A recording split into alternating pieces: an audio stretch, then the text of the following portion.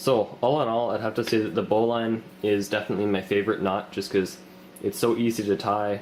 It'll stand up to anything, very easy to untie, and it's probably one of the most versatile knots out there. So to tie this knot, let's just take about 3 feet of rope, and this is just completely an approximation. That's just about how much rope you'll need to tie an average sized bowline. And then hold your rope in your hand like this so that your working end sort of comes off the top, and then form a loop like that, right? You don't want to end up with a loop like that, where the working end of your loop is on the bottom.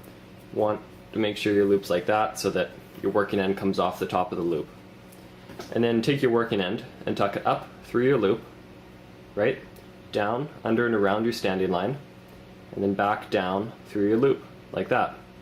And then just kind of meet your working end up with the head of your loop, like that, and then just pull snug, like so. And that's about it. That's a bowline.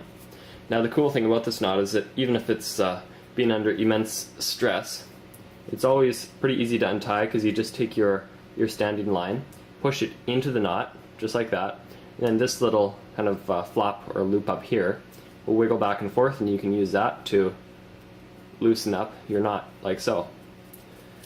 Now I'm going to show you a cool variation of the bowline called the bowline on a bight. Now if you're not already aware, a bight is simply a piece of rope like that, where it's just kind of doubled up on itself, a bit of a loop.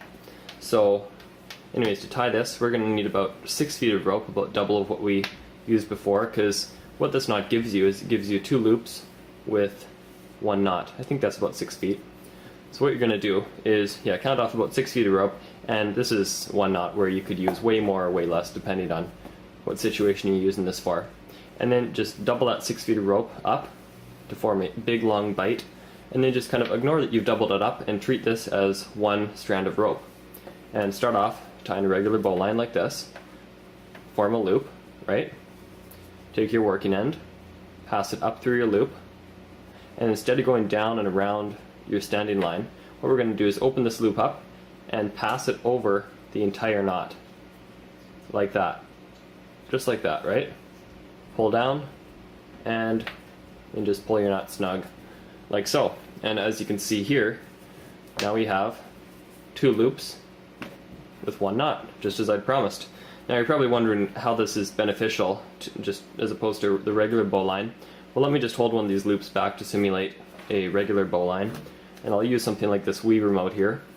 And if somebody asked me to try and tie a knot to pick up this Wii remote, and if I just tried to use a bowline, you can see that this is absolutely impossible. There's no way I'm going to be able to do this no matter how hard I try. Right? It's just not going to work. As opposed to with this double looped bowline, or the bowline on a bight, simply slip one end of the loop over either end of the Wii remote, and look at that. You can pick it up no problem. So that's one example of how this knot could be used. Of course, not with a Wii remote. If you were moving logs or something, you might need a couple loops. So yeah, anyways, I think that's about it as far as basic bowline techniques go. Thanks for watching.